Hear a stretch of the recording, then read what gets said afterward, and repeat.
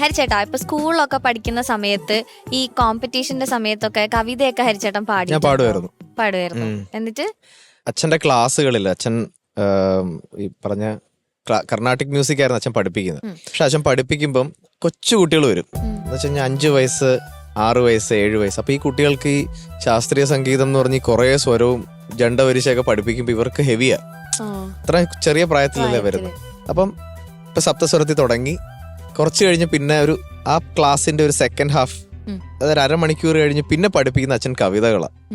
അതാണ് പിള്ളേർക്കും അവരുടെ പേരൻസിനൊക്കെ കൂടുതൽ ഇഷ്ടം. കാരണം ആ കുട്ടികൾക്ക് പിന്നെ സ്കൂളിൽ പോയി അവർക്കൊരു 2 വരി മോനെ പാടുന്നു പറയുമ്പോഴത്തേക്കും സരി ഗ മ പ എന്ന് പറഞ്ഞ് പാടാൻ പറ്റില്ലല്ലോ. അപ്പൊ ആ സമയത്ത് അവര് ഈ കവിതകളാണ് പാടുന്നത്. അപ്പൊ എന്റെ അച്ഛൻ ചെറുതായിട്ട് ട്യൂൺ ചെയ്യുമായിരുന്നു ഒരു കവിത എടുത്തിട്ട്. ഇപ്പം ഒറ്റയ്ക്കോരോ മനത്താമരപ്പൈങ്കിളി ചുറ്റിപ്പറന്നു കേഴുന്നു, താണുമുയർന്നും കറങ്ങിയും താഴത്തു വീണും പിടഞ്ഞു കേഴുന്നു, വീണും പിടഞ്ഞു കേഴുന്നു. ഇതേ ട്യൂൺ ഇങ്ങനെ റിപ്പീറ്റ് ചെയ്തു പോകും. അപ്പം ഞാൻ എന്റെ കൊച്ചിയിൽ ഇതൊക്കെ കേൾക്കുമായിരുന്നു, അച്ഛൻ ഇങ്ങനെ പഠിപ്പിക്കുന്ന കവിതകൾ. ഈ കവിതകളാണ് ഞാൻ എന്റെ കോമ്പറ്റീഷന് പോയി പിന്നെ പാടുന്നത്. അപ്പം അതാണ് എനിക്കും കവിതയായിട്ടുള്ള ഒരേ ഒരു ബന്ധം. എന്റെ അച്ഛന്റെ സ്റ്റുഡൻസിനെ പഠിപ്പിച്ചു. ഞാൻ അതുപോലെ പല കോമ്പറ്റീഷൻസിന് ഈ പാട്ടിലൊക്കെ പോയി പാടിയിട്ടുണ്ട്. അതുപോലെ ശരത് സർ, ഷാനിക്ക, ഇപ്പൊ നമ്മള് ഫിൽമി കവിത റൗണ്ട് ആണല്ലോ. അപ്പൊ സിനിമയില് ഈ കവിതകൾ വളരെ കുറവാണ്, പക്ഷെ പക്ഷെ എന്നാൽ അതിന്റെ ഒരു ഇമ്പോർട്ടൻസ് എങ്ങനെയാ സിനിമയില് കവിതകൾ വരുന്നത്? ഇപ്പൊ ഈ പാട്ടുകൾ ഇപ്പൊ നമ്മുടെ സിനിമാ പാട്ടുകൾ എടുത്താലും എടുത്ത് നോക്കുമ്പോൾ അതിൽ എത്രയോ പാട്ടുകൾ സാധാരണ നമ്മൾ കേട്ടത് കവിതകളാണ്. കവിത തുളുമ്പുന്ന എത്രയോ പാട്ടുകൾ, നമ്മുടെ മലയാള പാട്ടുകൾ പഴയതെടുത്താൽ മതി, എല്ലാം കവിതകളാണ്.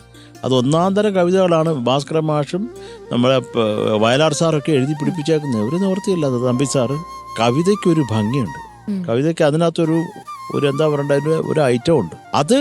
അതില്ലാത്ത കുറെ പാട്ടുകളുണ്ട് മലയാള സിനിമയിൽ തന്നെ, എല്ലാ സ്ഥലത്തും ഉണ്ട്. അത് നമ്മുടെ സാധാരണ പാട്ടുകൾ. ഇപ്പൊ നമുക്ക് തന്നെ എത്രയോ കവികളുണ്ട് ഇപ്പോ. അപ്പൊ അത് ഒരു സന്തോഷമുള്ള കാര്യം തന്നെയാണ്. എന്റെ ഒരു കേസ് നോക്കുകയാണെങ്കിൽ ഒന്നാമത് അങ്ങനത്തെ സിറ്റുവേഷൻസ് ഇപ്പൊ ഡിമാൻഡ് ചെയ്യുന്നില്ല. അതല്ല, അതിനൊത്ര ക്ഷമയില്ല ജനങ്ങൾ, അതാണ് പ്രധാനം. ക്ഷമയില്ല. അങ്ങനെ എനിക്ക് ആക്ച്വലി സ്പീക്കിംഗ് ഇപ്പം തിയേറ്ററിൽ ഓടിക്കൊണ്ടിരിക്കുന്ന ഞാൻ ചെയ്തൊരു പടം written and directed by God എന്ന് പറഞ്ഞ. അപ്പൊ അതില് ഇങ്ങനെ ഒരു അസുഖം ബാധിച്ച് ഇങ്ങനെ ഫൈനൽ ഡേയ്സ് കൗണ്ട് ചെയ്ത് ജീവിക്കുന്ന ഒരു പെൺകുട്ടി, ഡയറക്ടർ ഫെബി എന്നോട് പറഞ്ഞു, ഷാനിക്ക ഇവിടെ നമുക്കൊരു കവിതയാവാം. അപ്പൊ ഞാൻ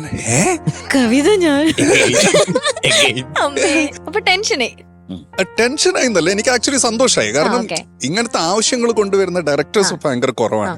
കാരണം എല്ലാരും അടിച്ചോളി പാട്ട് വേണം, അല്ലെങ്കിൽ മാസ് പെട്ടെന്ന് on the floor baby hit it hard baby rock the party baby പറ്റൂലെങ്കിൽ പോടി. ഞാൻ ഇവനോട് പറഞ്ഞു, നീ കാര്യമായിട്ടാണ് ചോദിക്കണമെന്ന് പറഞ്ഞു. അപ്പൊ അവൻ പറഞ്ഞു അവിടെ, അതായത് ഇപ്പൊ സണ്ണിയും സൈജക്കുറിപ്പും കൂടെ ഒരു കള്ള് ഷാപ്പിൽ പോയി ഇരിക്കുമ്പോൾ ആ കള്ള് ഷാപ്പ് ഓണറിന്റെ മകളാണ് ഈ കുട്ടി. അപ്പൊ ഈ കുട്ടി അവിടെ ഇരുന്നിട്ട് എന്തോ ചിത്രം വരയ്ക്കുന്നുണ്ട്. അപ്പൊ ആ കുട്ടിയോട് ചൊല്ലാൻ പറയുമ്പോൾ ആ കുട്ടി പാടുന്ന ഒരു പാട്ട്, അപ്പൊ അത് ഈ പറഞ്ഞ പോലെ റിലേറ്റബിൾ ആവും വേണം. It should make sense. വെറുതെ അങ്ങനെ ഒരു കവിത അങ്ങനെ. അപ്പൊ അങ്ങനെ ഇക്ബാൽ കുറ്റിപ്പുറം പുള്ളി ഇതുപോലെ കുറെ എഴുതും കവിതകൾ. അപ്പൊ പുള്ളി എഴുതിയ ഒരു കവിതയാണ് ഞാൻ ട്യൂൺ ചെയ്ത ആ പാട്ടിനകത്ത് ഇട്ടിരിക്കണേ. കാറ്റിലാടും നേർത്തുലയും ജീവനാളമേ, മീൻസ് ലൈക്ക് ഒരു ഫൈനൽ ഡേയ്സിന്റെ ഒരു ഇതാക്കുന്ന ഒരു സംഭവം. അപ്പൊ അത് എനിക്ക് ഭയങ്കര സന്തോഷം തന്ന ഒരു സംഭവമാണ്. ആദ്യമായിട്ട് ഒരു കവിത ട്യൂൺ ചെയ്തത്. അങ്ങനെ ഒരു കവിതയും ചെയ്യാൻ പറ്റി.